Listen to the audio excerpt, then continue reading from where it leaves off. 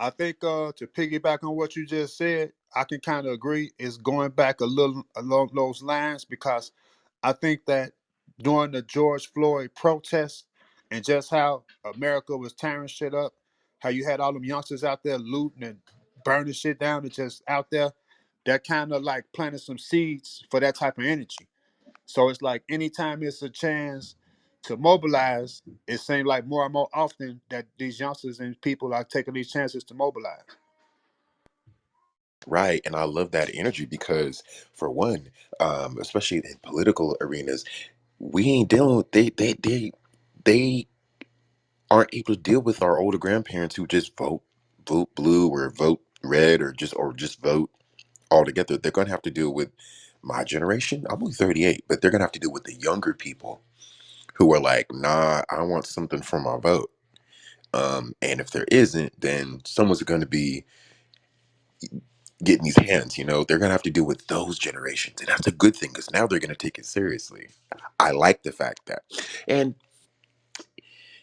is it going. It feels like it's going back a little bit to the old days because when they got rid of that affirmative action, at least on the college level, which is a bit of a wake up call. But historically speaking, we do better when the fire is under our ass. Unfortunately, but I think we need it right now, just a little bit. Yeah, I would like to just say one thing. I want to give a lot of credit to us starting to wake up and get on code the way we've been doing as of late. I want to give a lot of credit to social media for that. You have platforms like this platform right here. You have all these different talking heads all over YouTube. People watch social media more than they watch television nowadays. And there's a lot of brothers and sisters out there that's kind of waking it up, you know, pushing us, getting on code, pushing us, telling us, teaching us, letting us know that, if we're going to cast our vote, we need to get tangibles for that. Making us aware of what goes on in the political world, how Al Sharpton just sold us out yesterday. How Joe Biden and the Democrats are just playing in our faces.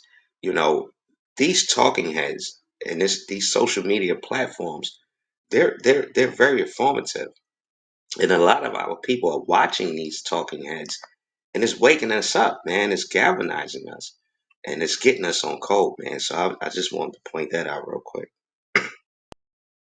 And another, no, you want to say Yeah. something, Jay? I mean, at the same time, these political people, them not care about none of us down here. So why the fuck this voting shit and them cause a whole bunch of segregation and division, to our communities. It's the same thing with the Black Panthers. Them come up in, they divide them up. Now them is green jackets and then they become Crips and Bloods and all kind of different things. That's who the Black Panthers come from. Like, the Crips and Bloods, no mean like that's who them come from. The Black Panthers, them divide them up. You know, crazy. And the police, slave catchers back in the days. That same sheriff badge you see there, man, you better do, you better search that out, man. No joke.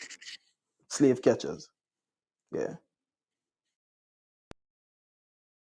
And regardless of how now, and yes, to build off what the last brother said, the people that are have been trying to wake it up for years, regardless of how you feel about these personalities. But at least when I watched them, they put out at least a significant amount of information to where you get the people waking up, like Tariq Nasheed, Jason Black, Professor Black Truth, Boys Watkins, 19 Keys, China Fox, Cynthia G, Michi X, Fly Nubian Queen, and a whole bunch of others I can name. But at least of how, regardless of how you feel, House of Consciousness, regardless of how you feel about them, I've observed these people enough on YouTube to at least say they do make an attempt to wake up our people. I will say that. Yeah, man, and it's a beautiful thing, man, because I'm seeing it, and like I said before, like I said a little earlier, man, if we could just get to that point where the code can become the leadership, we could avoid situations like what happened with the Black Panthers, them being able to infiltrate and turn them into Bloods and Crips, or the situation with the brother Darren Sills down there in St. Louis, where they just totally murdered that brother and took over his Black Lives Matter movement and turned it into like this LGBT movement. We could get on code enough where that code becomes the leadership, where we just all just instinctively know to buy black, support black, protect each other. You know, man, man, oh man. That we get to the point where we start gatekeeping our culture, you know, show more appreciation for the things that we've done in this country, the fact that we built this country. These talking heads, they're constantly pushing these agendas, and it's doing a lot of good for us, man. It's actually getting us on code. And the other crazy thing, if you look at the American flag, you see red, blue, and white. And I figured something out the other day because you got the KKK as the white color, you got the Crips as the blue, and you got the Bloods as red. And if you look at the American flag, you can see no for real. Look on that, man. That's crazy.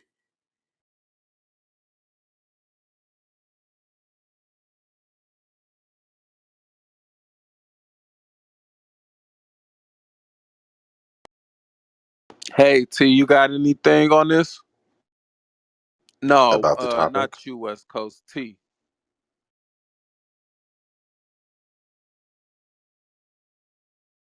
What about D? Hey, I'm Hey, sorry. I wasn't near my phone. Hi. Blessings upon blessings, everybody. Well, I mean, it's hard out here right now, especially for our black men. And they are struggling all day, every day just to survive in this world. And, the police don't even react to the Caucasians like they react to the black people. Like they're on them more than they're on the white people. Like they can get away with so much. And our black men are just out here still, going through changes, going through, just trying to make it through the day, just trying to make it, you know, to survive, just to get a job. And the police, they won't look at the white men the way they look at our black men. Like they have no chance when it all boils down at the end of the day. I feel like, I really, you know, think it's an atrocity the way our black men have to live and survive and struggle in the world the way they are. But they are still doing it. They are still grinding. They are still moving. They are still going through the changes and making it.